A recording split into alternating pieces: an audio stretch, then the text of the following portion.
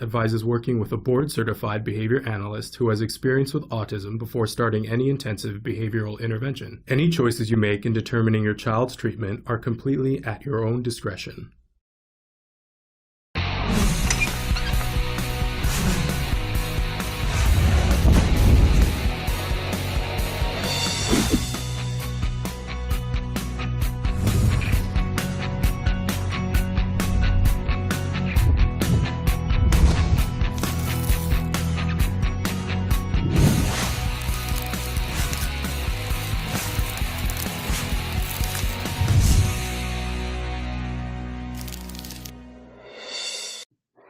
Good morning and welcome to Autism Live. I'm Shannon Penrod. We're coming to you from lots of different places this morning. I don't even know where all we're coming from you this morning, but thrilled to be here with you. I think at some point, Traven, we have to do a little clip by clip of my hair because I couldn't stand it anymore yesterday. I was looking like I'd stuck my finger in an electric socket. And so once again, I took out the clippers and it's not going well. It just isn't going well when I cut my hair. I used to say that was a sign of my mental health. If I've gone into the bathroom with a pair of scissors to cut my hair, you know I'm not in a good place. And now I've replaced them with a clipper, and you can't see, but I've shaved the back of my head. It's so much cooler, though. Can I just say? But I didn't do so well with the front. So there we are. My apologies for my hair. But if you've come here for my hair, your hope was probably to see crazy hair. So I guess I'm fulfilling the need, right? I think it was earlier this year, somebody was giving me a compliment and saying, in my class at college where I was studying to be, get my degree in psychology and become a BCBA, we study your jargons of the day, and we have to write little reports on them. And our favorite thing is to see how crazy your hair is on different days. And I was like, okay, well, there we have it. If that's what it takes, I don't know, I guess. But thrilled to be here with you this morning live. And we're live on many different platforms this morning, although I don't know, the internet is having some sort of a meltdown of some kind this morning. So we hope that we can stay live with you on all the places that we're live. Let's talk about where that is. We are live right now on YouTube, on there's so many I can't even think. So we're live on Twitter, Periscope. Thank you, Traven. I need the prompt. YouTube, Facebook, Twitter, Periscope, and our homepage, autism-live.com. We will be on all of those places live for the next hour, and then we will podcast to a lot more places, but still be available in all those places that we were live, right? But we podcast to iTunes, to Apple Podcasts, Spotify, iHeartRadio, Ghana, Amazon Music, Audible, Deezer, and many, many more. We're saying good morning to Amanda and Laura. Thank you for being with us this morning. So we're on all of those places. We want to be available to the autism community in whatever way that they find convenient. And we feel that convenient, as much as we can, needs to be free of cost to the viewer. So that sort of dictates where we are. Good morning, Jacinda. And hi, Nita. So we try to be places that are free. If you're looking at this list and you're like, well, Shannon, you're not in this place and that's where I get my podcast, please let us know. And we will definitely check it out. Traven is so superior at this and doing such a bang up job. We really appreciate him. But I want to encourage you, we don't spend money on advertising. That's just not what we do. We've been on the air now for over 9 years, but we don't, that's not where we're throwing dollars. You know what I'm saying? There's no dollars to throw. So we encourage you to like us, to invite other people, do a watch party on Facebook, like us on Facebook, follow us, subscribe to us on YouTube, whatever way is convenient for you. But like, for instance, if you're listening to us on iTunes, please write a review for us. I can't even tell you the way the algorithm works. If you write a review, so many more people get to see it. Because it bumps us up on the list of podcasts. And so instead of being on page 10, maybe we're on page 2. And so it's easier for people who need to find us. So help us out. Do whatever you can.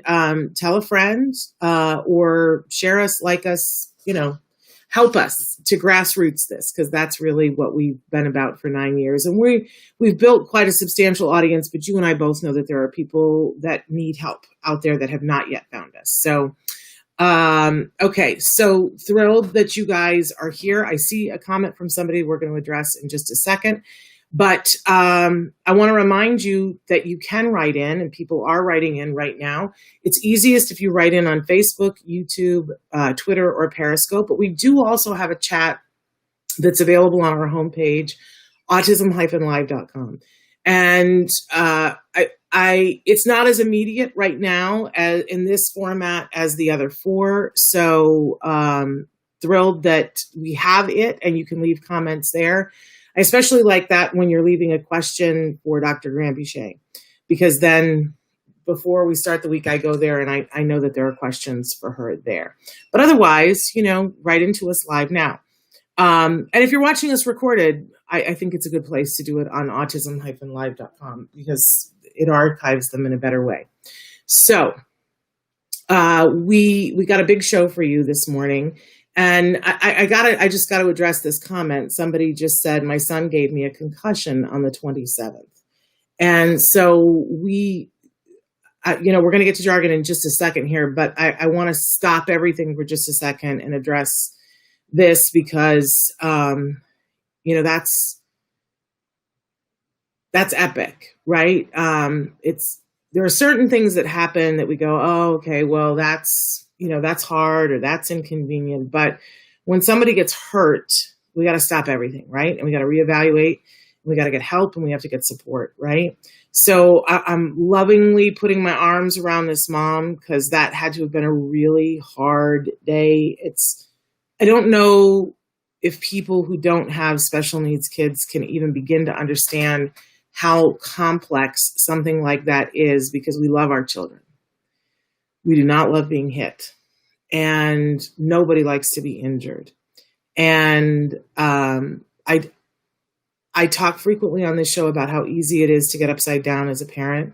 I know that sometimes it's hard for us to be forthcoming about when our children hurt us, because we've seen the look in people's eyes when they look at our children differently, and they look at them like they're monsters, and we don't want that. And sometimes we blame ourselves when we get hit. It's a very upside down thing. I want to encourage you, you've got to get help, and you got to get help today. I don't know which city you're in. I don't know which state you're in. I don't even know what country you're in, but there's got to be somebody. And if you want to message me privately, we can help you to work together to find what kind of resources are available for you and for your child. Because here's what I know. I don't think that our children have the capacity to want to hurt us. That doesn't mean that they can't. Right? And if somebody, all behavior is communication. And if something was going on to the point where he gave you a concussion, it tells me that he has a need to communicate something, and he doesn't know how to communicate it. And until we get that under control, someone's going to get hurt, and it might even be him. So, and we certainly can't afford to have you be hurt, right? It's never okay for people to be hurt. And there is help and there is support. It's dicey, right? Because if you go to the wrong person, we see what happens sometimes, right? And there's some very sad stories. But I see that you are writing that you are in New York. Okay, so I know that there's support services in New York. And I don't know if you have a caseworker. I don't know if you already have a network of people that you can go to. But if you don't, I want you to write to me offline, s.penrod@autism-live.com, so that we can help you to find some resources, because when it gets to that point, we just got to stop everything. There's a whole lot of things that we want our kids to learn, but when we have something like this happen, we go, oh, there was the agenda, stop. Just like I did with the show today. We had an agenda, we stopped. Okay, I see that you are contacting some people, but if you need to talk this through, let me know. It's a hard thing. It's a hard thing, and I want to commend you for speaking up, because I guarantee you there's somebody else that's listening today that needed to hear that too. It's not your fault. You didn't do anything wrong, and it's not your child's fault either, but we need to deal with the issue, right? Much love to you. Okay, now we did talk about the fact that on Thursdays, when we have time, we like to kind of start the show off with our little warm up that we do the jargon of the day. This is when we take on one word, one phrase, one acronym. We try to figure out what in the hey nani are those experts talking about and why they have to use this kind of language. I do want to say, before we get to this, I left out my little disclaimer that we have a lot of experts on the show. I'm not one of them. I'm not an expert in the field of autism, and I don't even want to pretend like I am. I am a parent, and I care so deeply about individuals on the autism spectrum. And this show is meant to help and support the autism community, which starts with individuals who are on the autism spectrum. And, I was talking to somebody the other day and I said, my son was diagnosed with ASD at the age of 2.5. And he's now about to be an adult and he's 17. And I know that sometimes parents are annoying to folks who are on the autism spectrum, because let's face it, there's a lot of things we don't get, which is why we do a show and we have guests and we have people come in and talk about things. But I don't want to deny that parents, we have such a love for our children and for the community in which they are going to be a part of. And that is part and parcel of why I do this show, because I think as a community, we have to acknowledge that the beating heart of our community are individuals who are on the autism spectrum, and we have to listen to them. And we have to support them in having their own voice to say what they need and what they want. I can't come from any other place about that. How could I? Because of course I want that for my son. But I know what it's like as a parent when your child doesn't have a voice early on, and maybe not ever. That we have to speak up for our kiddos, and that we love these individuals with so much heart. So I always say that this show is for the whole autism community, that beating heart of folks on the spectrum and everyone who loves them. And sometimes that's a parent, and sometimes that's a teacher, and sometimes it's a grandparent, and sometimes it's a boyfriend or a girlfriend or a husband or a wife or a cousin or an uncle. But I want to be inclusive of all those people in this community and work towards one purpose: that we create a world in which individuals who are on the autism spectrum have the respect and dignity and support and rights, and the living rights, not just the talking about the rights, but the rights to do all the things that they want to do. So that's where I'm coming from. But I'm a parent, and I don't mean to make that sound like I'm a lowly parent, but it does mean that my credential only goes so far. I'm not trying to pretend to be an autism expert, not trying to pretend to be a BCBA. I'm just somebody who cares. So that's why I'm here. But having said that, I have hosted shows about autism for a long time, and I have an opinion. Everybody's so sick of my opinion, but I'm here and I'm still talking. And so if you have a question for me, that's fine. But I do want to give the disclaimer, not an expert. Okay, but let's talk about the jargon, because if you're not an expert and people start using the jargon and you're like, what? So it drives me crazy. Okay, so earlier in the week, our jargon was expressive language. And now, of course, it's twin, it's partner in crime, receptive language. And this is an oldie but a goodie that we revisit from time to time. So let's take a look at first we give you the actual definition. I attempt to make fun of it because that's who I am. And if I don't understand it, I want to make fun of it. And then we move on to a working definition, which hopefully will help you. I always say, my goal every day is, can I help somebody say 5 minutes and $5? Can I lift them up to feel like they can? And if I can do those things, then I feel like it was good that I showed up, right? So will knowing what this term means save you 5 minutes and $5? And I believe yes. So let's take a look. Receptive language. Our actual definition is the process of attending to communication, spoken or nonvocal, comprehending the communication, and being able to react appropriately within a specified time parameter, even when what is being conveyed contains multiple facets. Man, doesn't that sound like a whole bunch of fun? Sounds very rigid to me. So let's move on to our working definition of receptive language. It's the child or the individual's ability to understand what is being said to them. And let's remember that what is being said to you isn't always vocal. right? We talked about this the other day when we talked about expressive language, that, a large percentage of communication is non-vocal. And I'm talking about in the neurotypical world. I'm talking about in any communication, right? There's a lot of communication that happens that is not vocal. I'm a former teacher, and sometimes if I gave an assignment to my class and everybody's working, but there's one student who isn't working, right? And if I were to speak to that student and say to them, do your work or something like that, that could potentially be disruptive to the other students. So we perfect the eyebrow and the look, teacher look, where it's like, and that is a form of, it's actually a form of verbal communication, but it's not vocal communication, right? But I don't know about you, some of us are stronger in this than others. And I always say, if we think about it, expressive is everything that goes that way. If I'm trying to express something to you and I say, stop, right? It's anything that goes that way, which could be my hand, but it's me. It's coming from me to you communication. Receptive is my ability to take it in. So if you say to me, stop, do I understand what stop means? If you just put out your hand, do I understand what that means? That also means stop, right? Most of us have one that's higher than the other. And I will let you guess which one is higher for me. My receptive is so much weaker than my expressive. I can't stand it when I'm driving my car into like a parking event where there's no clear defined lines, and they always have some person in an orange vest and they're like doing this and they're going like this. I can never understand what they're saying. I always have to roll down the window and go, do you want me to go that way? I don't understand. I've always said that I want to learn, special ops, they have that whole language and they go, this and that. I always want to learn it, but I know that the whole world doesn't know it, right? But it's so frustrating to me. And I feel like they might as well be speaking Swahili.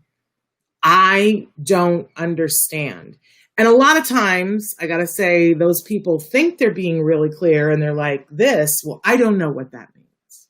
And I get very frustrated and the window goes down and everyone in the car goes, oh no, she's going to do. And I'm like, what are you saying? Because I can't get it through the hand gestures. Now, if somebody is very clear and they're doing this, then I know I'm supposed to go that direction. Sometimes I still want to clarify.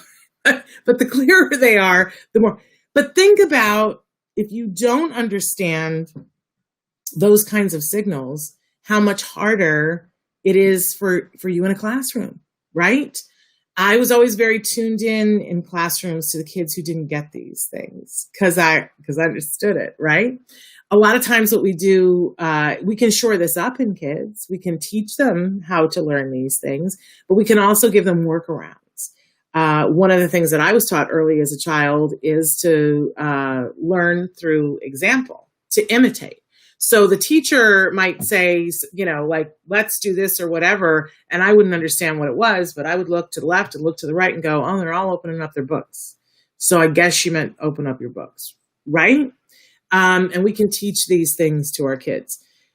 It is very important that you have some ability to have receptive language. Otherwise, you won't understand what's happening. I will tell you, too, there's a whole area in here that sometime I want to devote a whole show to. It's just not talked about very much, but it's phonemic awareness. I know people, Traven, you got to remind me, we got to put this into jargon at some point.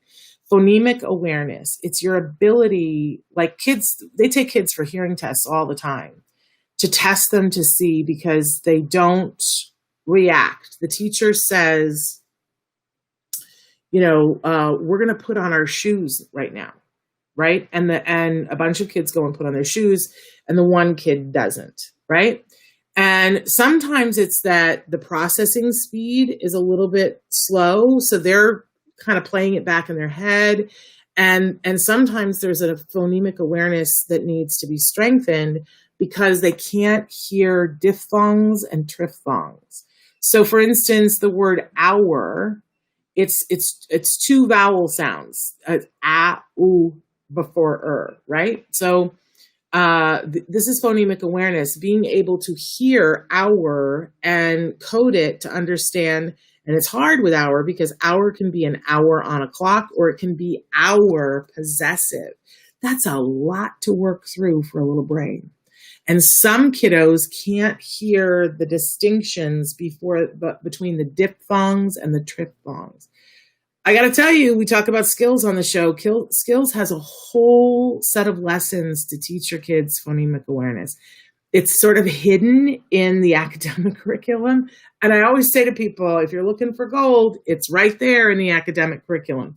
And it doesn't get talked about much. Sometime I want to do a whole show about it. But if you have trouble distinguishing phonemes from each other, if they all sort of sound alike, you are going to have a problem with receptive language.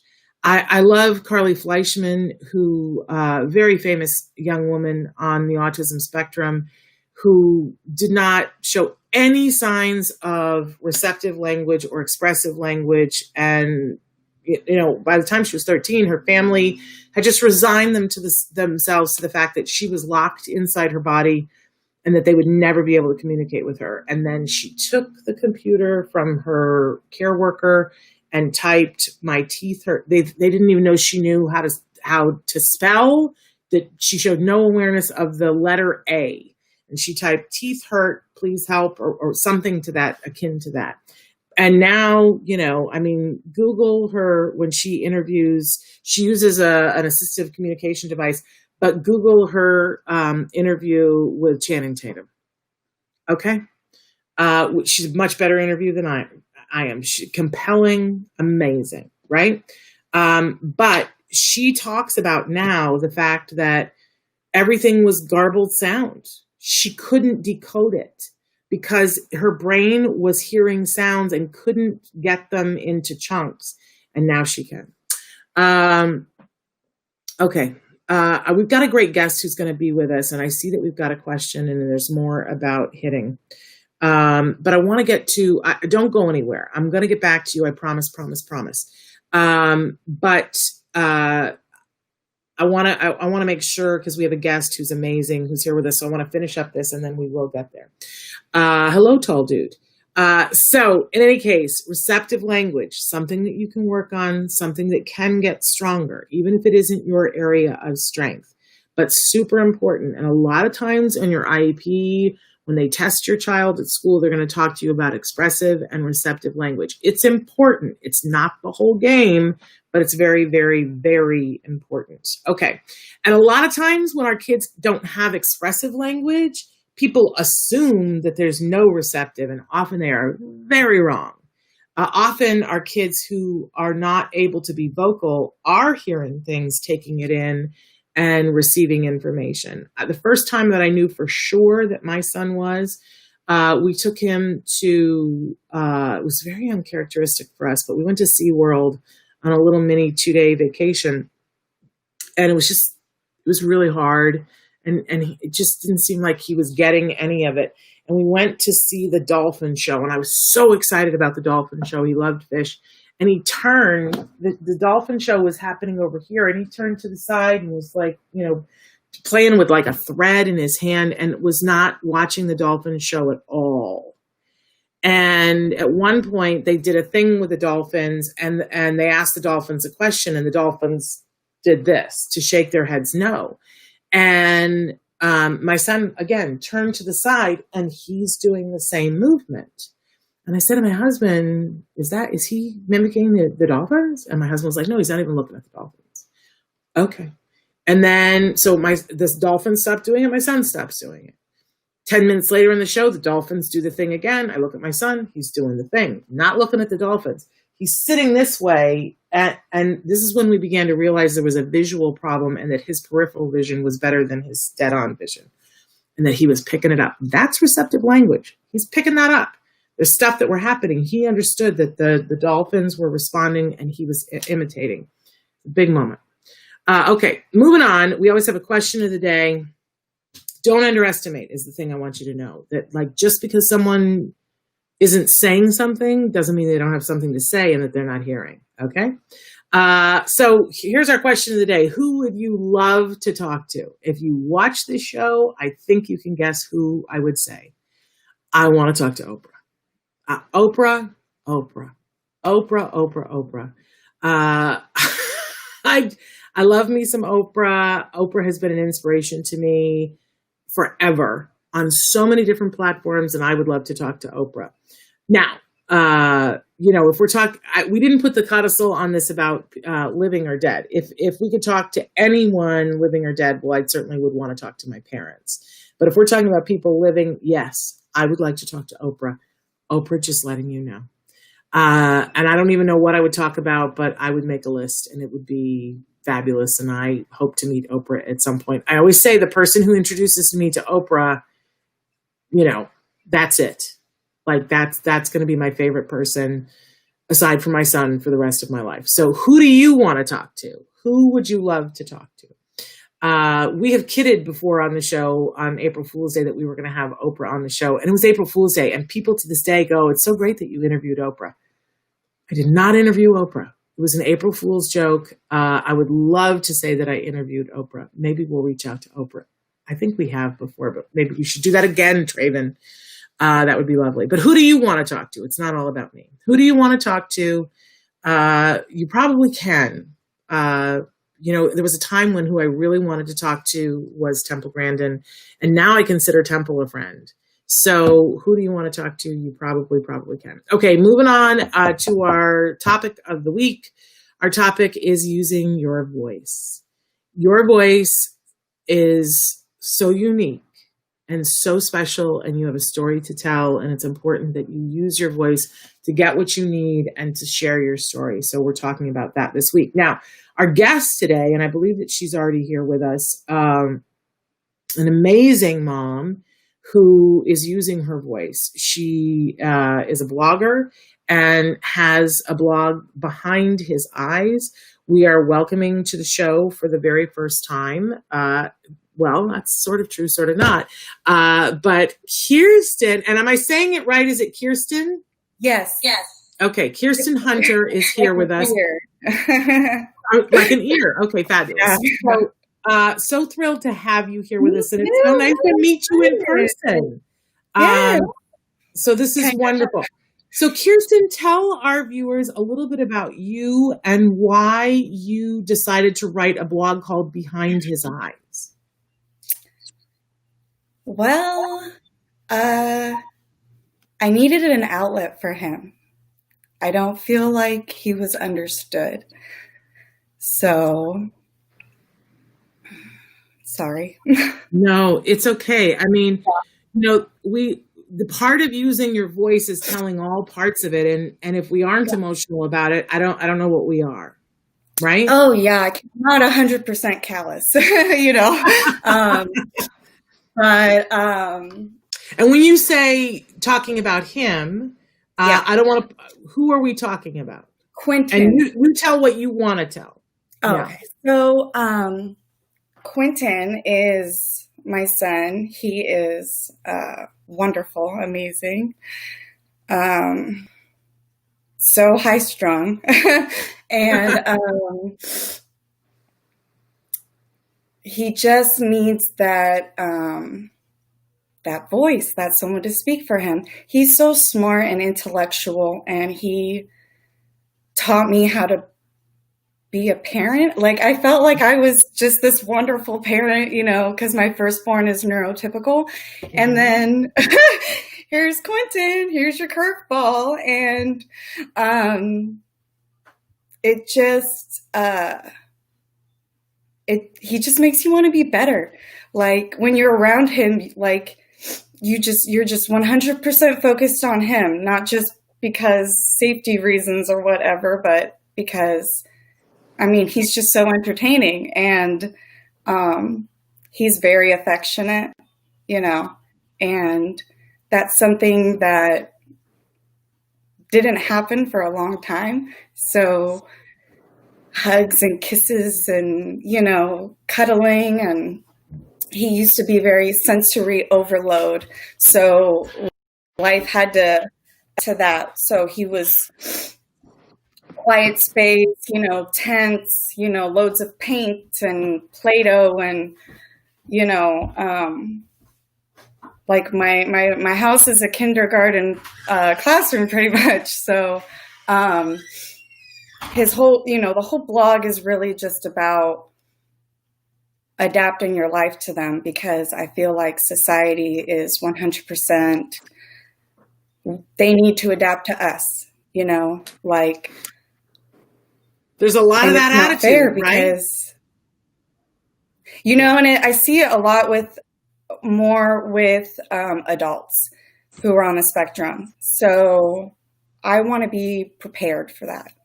I don't want, and my son is not going to be, left to the side because, hey, you're 18, good job, like you made it. Like, no, like this is going to continue. So I want this to be like his life for him. It's all through his eyes, because he can't tell me anything. But when I look at him, he says so much, he's one-worded now, 1 to 2 worded, mimic scripts, echolalia, all that, and all that's a good sign.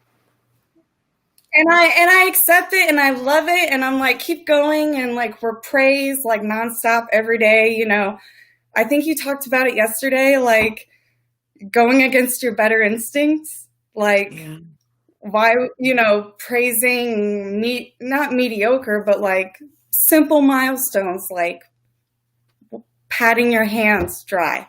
Like, who thought that, that would be such an amazing accomplishment? But it's like, well, yeah, he figured out, okay, after I wash my hands, now I got to dry it, right? Yeah. Like my hands can't be wet. That took months for him to be like, okay, I can pat my hands dry now. Or now he's getting dressed on his own, which is like crazy to even think of. But I mean, good ABA, you get that good ABA and you stay with it. And I think having the blog also helps mapping out me as a parent, being able to structure myself for him, because it's my job now.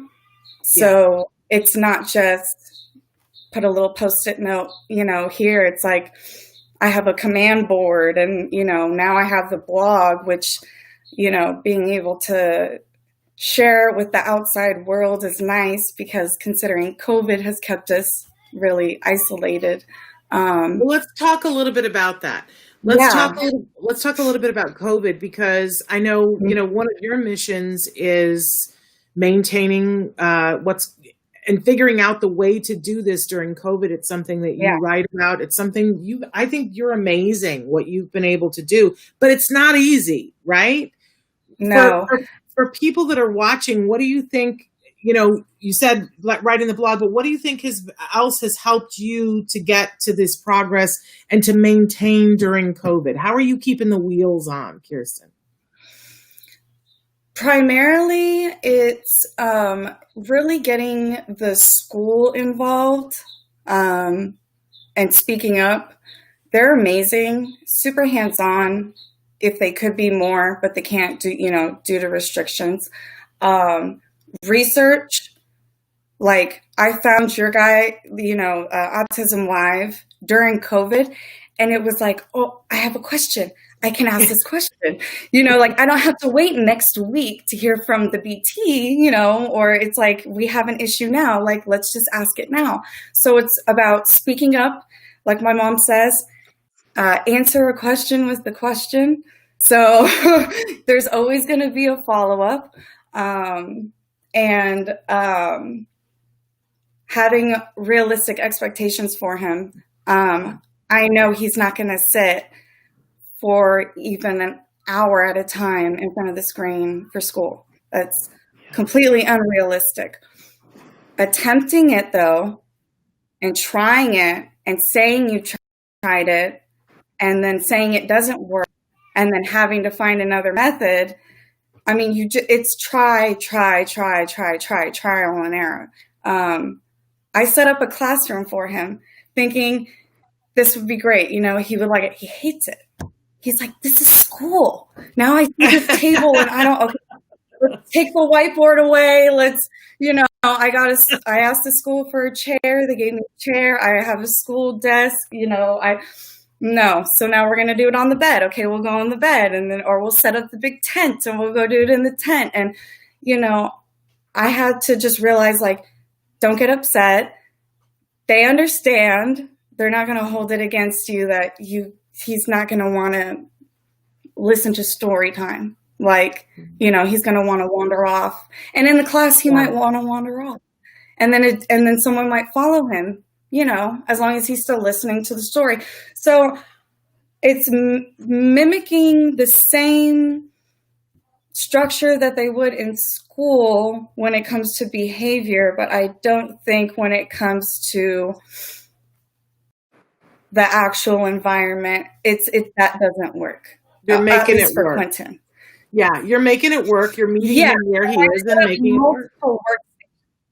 Yeah, and I set up like multiple workstations and realized to make my life easier, don't leave big stacks of paper out for him to cascade around the house, Right. Make sure you hide the markers if it's not coloring time, because. But you're also the queen of sensory play. Talk to us a little bit about what you guys. Talk to us a little bit about what you guys do for sensory play, because this is an area that I think you're really good with. What do you do for sensory play? Yeah, it's all day. Yeah, it's all day. So I really needed to just stop worrying about making a mess. And as long as it's structured, messes happen, it's whatever. Markers, coloring, loads of paint. He wanted to use the kitchen table as his art canvas instead of paper. Fine. Go ahead and do it. I need to cook dinner, and it's art. You're etching in the paint. It's creative. I'm not going to, stop your creative mind. He just got really into those chewer pens and the stretchy things for school and OT and stuff. Uh-huh. And they provided that to me because he kept putting things in his mouth. So he likes to feel something. I tried gum, doesn't work. He just swallows it, He doesn't like fruit snacks. If we're outside, he would try to eat grass. So I have to follow him with bags of spinach. So he really likes spinach. Okay. So you got it. But these are things that the school taught that they said that they were doing, because every day I'd pick them up and say, how was our day? What did we do? I'm having this issue. What are we going to do? And so that, they're really accommodating and providing tools and stuff for him since he can't be there in person, which hopefully that will change. I've been reading a lot lately about that changing, so I'm excited. Yeah. You're really so amazing, such an amazing mom and doing so much. I can't even imagine. I mean, I got to say, I look at you and I didn't have my son until way later in life, and you're a young mom, and, I just marvel sometimes about how a young person can get through this as a parent just on a regular day, but with COVID, I'm just impressed with how well you're juggling this and writing a blog that's a service to the entire community. Your blog, your writing is so honest and so open. So I got to say kudos to you, and I'm so impressed. Where can people find the blog, and how often do you put a new blog out? Okay, so I do have a website, www. You can go to behindhiseyes.com.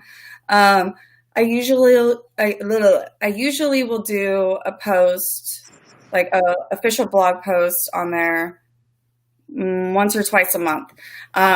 Something pretty lengthy, Facebook I've used a lot lately, especially for like pictures and videos and stuff like that, because I feel like there wasn't enough of that on there, and I wanted there to be more of like a faced and to see his progress, because I don't know if you've seen on there, but like when it comes to music, he's so vocal about it.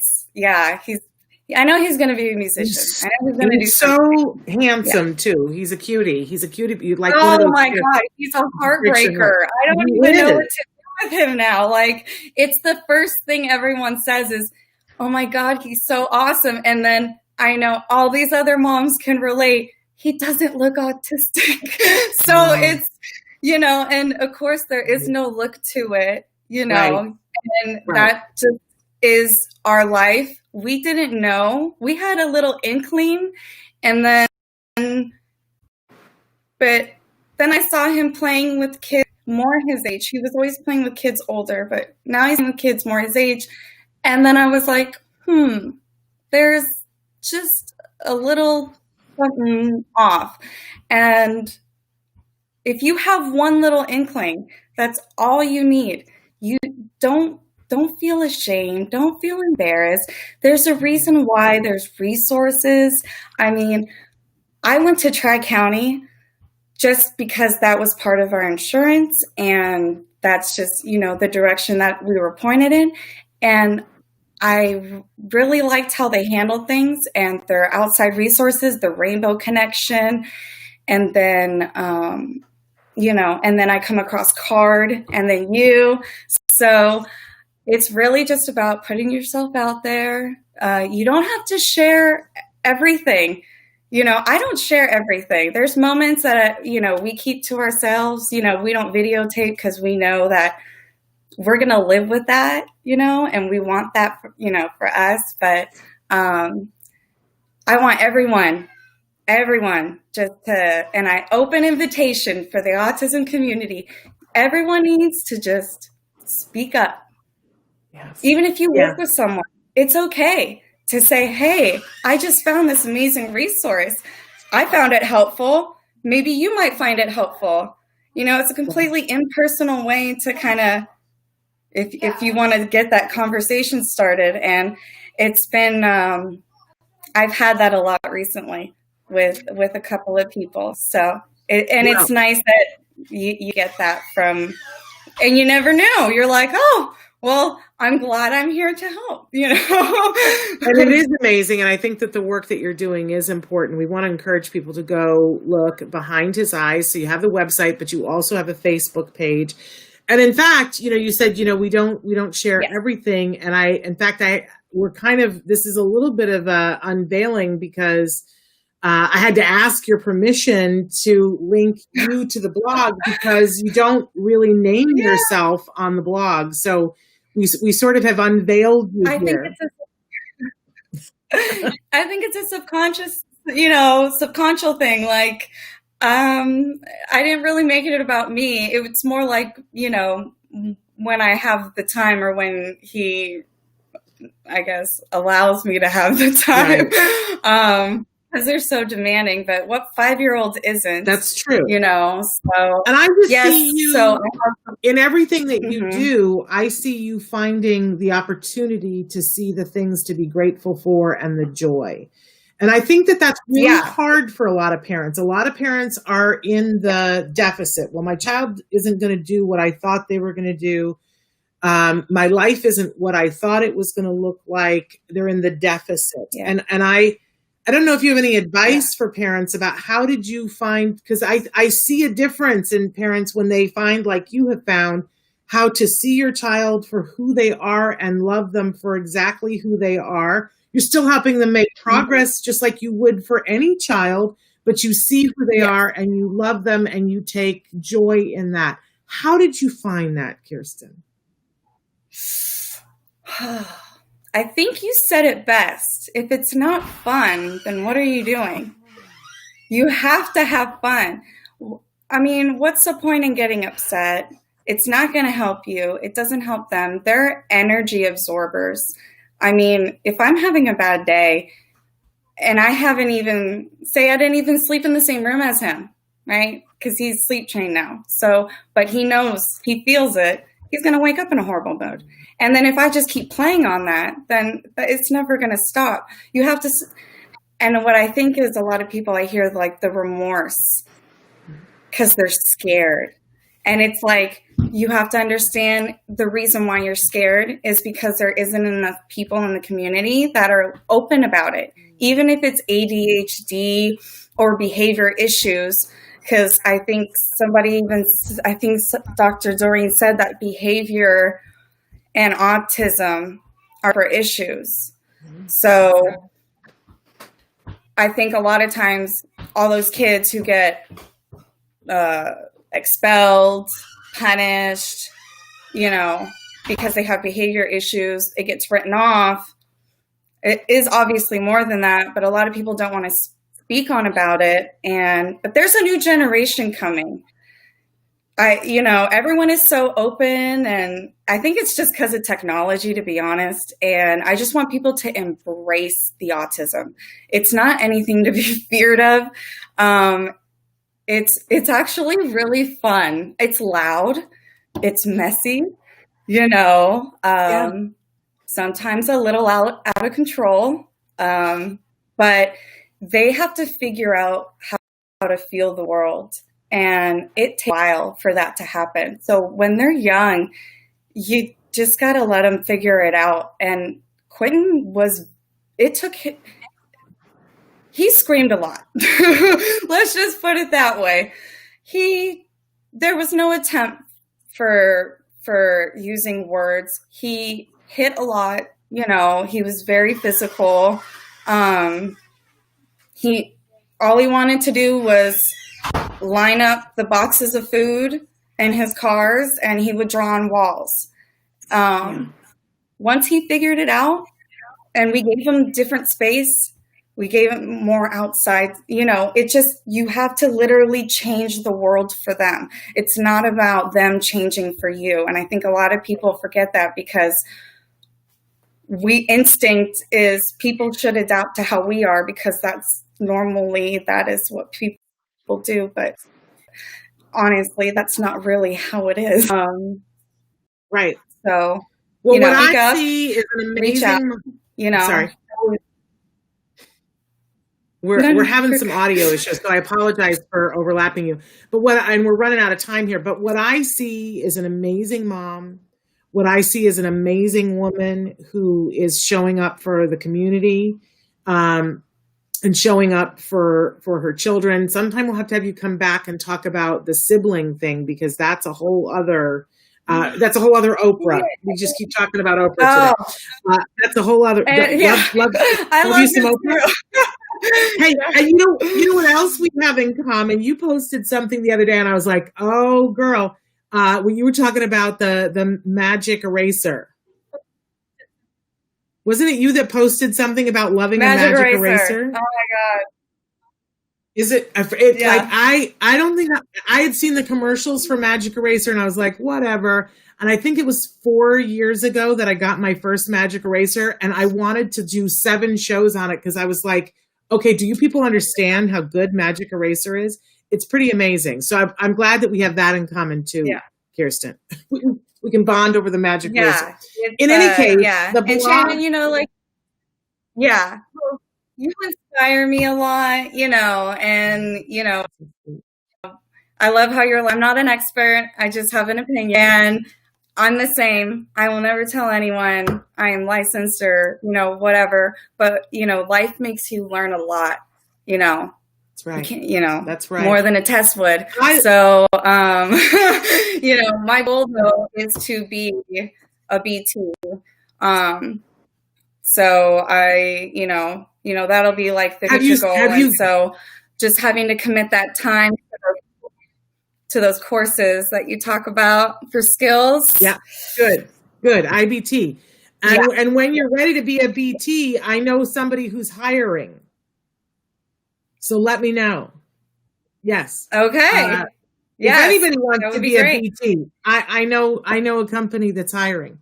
I'm talking about Card. Card is always hiring BTs. We want good people, and I know you would be great. So let me know. I'm happy to put in a good word for you. Thank Yes. Yes. In any case, I just so admire you. And you said there's a new generation coming, and that always makes me happy. Because I think we're part of that new generation. And listen, I don't know what happened. It used to be I was one of the middle of the road. Now I'm one of the old dogs. I'm happy to retire and move over and let you get in there. Hey, you know what?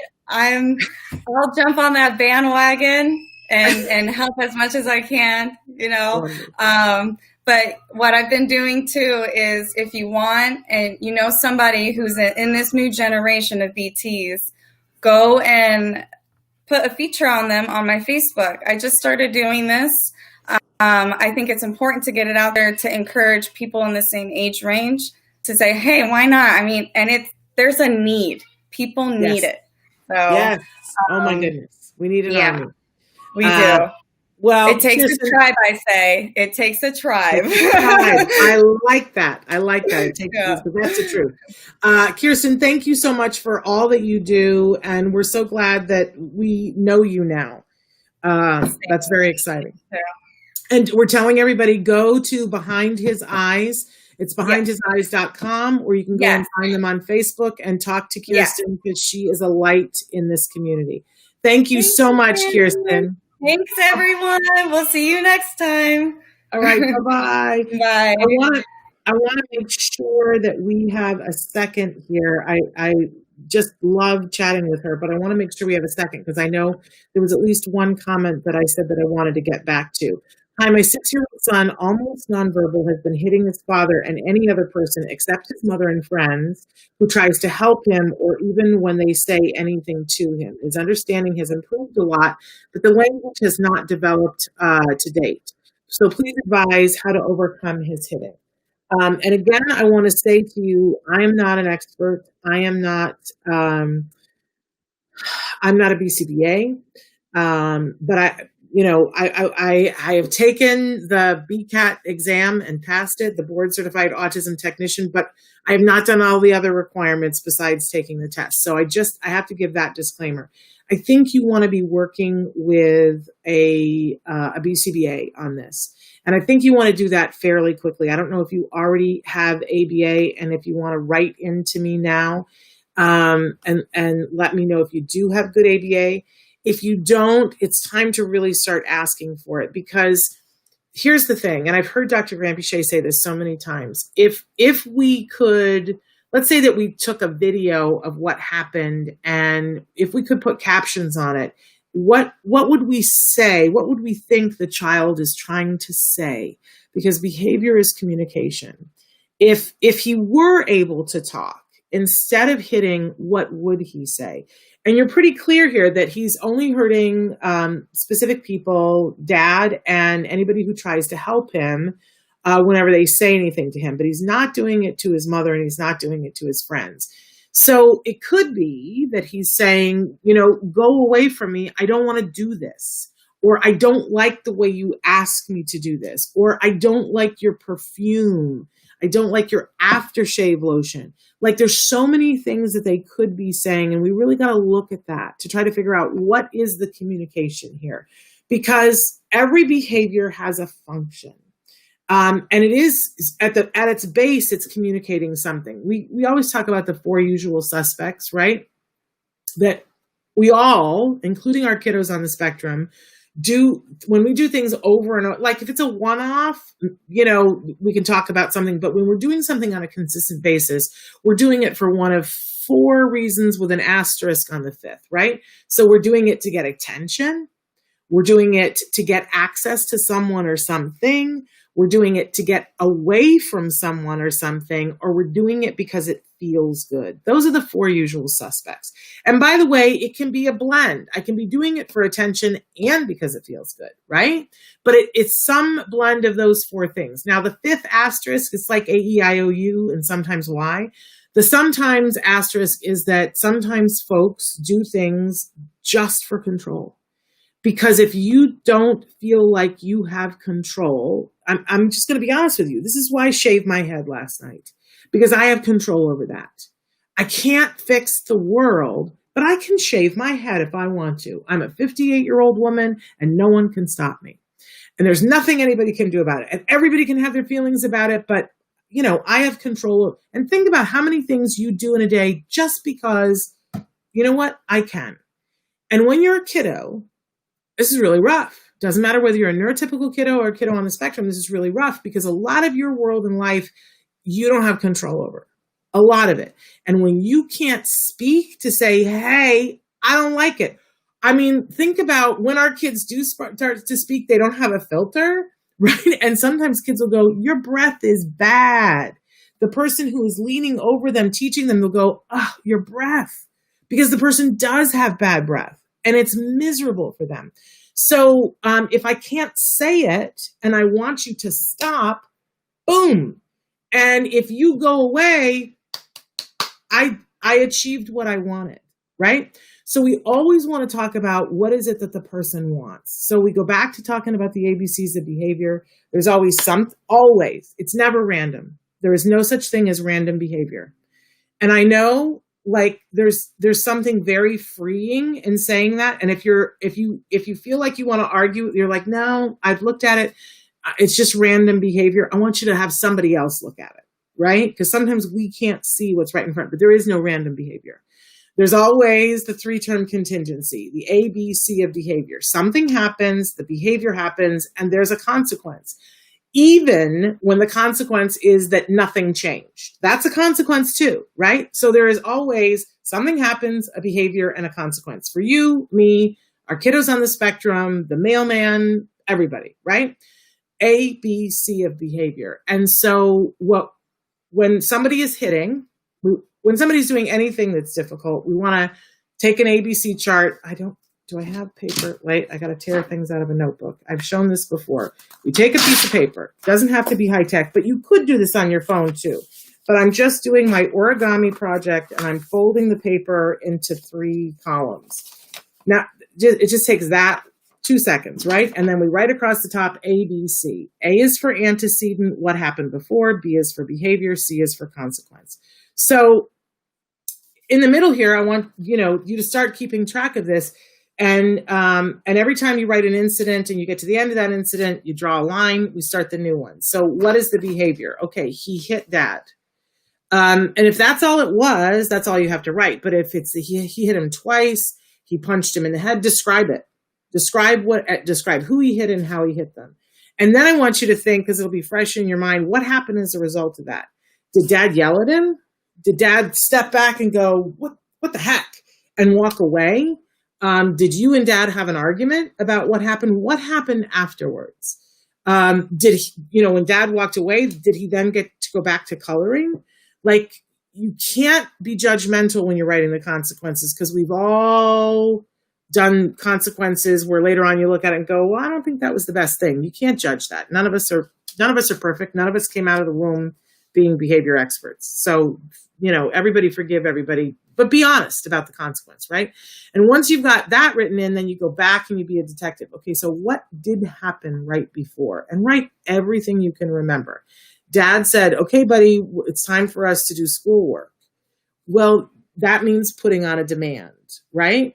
Or did Mom leave the room and he hit Dad? What happened right before?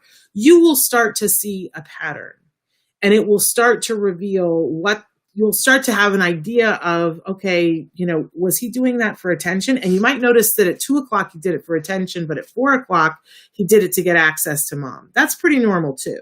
So, but you will start to see patterns, but think about it that way. Which one of the 4 usual suspects was he going for? Attention, access to someone or something, to get away from someone or something, or did he do it because it felt good? Now, here's the problem with hitting, is that it might start out as escape, but what we see in people is that when you hit somebody, sometimes it turns into something that just feels good. I mean, why do people box, right? Because there is something physically about your fist meeting something that takes some of the pressure off. So you got to be careful. You can't let hitting just run rampant, because you will see that it starts to be maintained by other functions. And once we know what the function is, and if you want to, take your ABC data and see if you can take it to your BCBA and say, make heads or tails of this. And by the way, you'll save yourself a whole bunch of time and energy if you've got your ABC data on that sheet. That's what it is. It's called ABC data, to your behaviorist and go, so if we kept a log, they'll be like, what? This is great. I can already start to look, and it'll save a whole lot of time and energy and money to do that. If you really don't have access to a BCBA, we're out of time. I really want you to go on Skills, you can get a 10% off if you say that you watch the show, but go on Skills, skillsforautism.com. They have something called the CIFA, C-I-F-A. It's the Card Indirect Functional Assessment. And basically you answer a bunch of questions about a behavior, and it would be better if you had your ABC data before you tried to do it. It'll be really clear.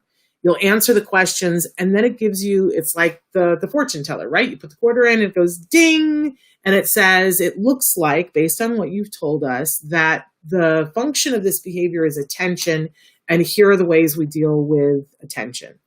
And basically, if somebody's doing it for attention, there's an antecedent modification that we do, and then there's a consequence strategy, and we try to block it so that they don't get the reinforcer, and we for sure don't give attention to it. But if it's something else, we might give attention to it. So if your kids enjoy hitting, why not take them to a boxing gym? That's what somebody else asked. I mean, that's a possibility, but I would be very wary of doing that before you have the hitting stop at home.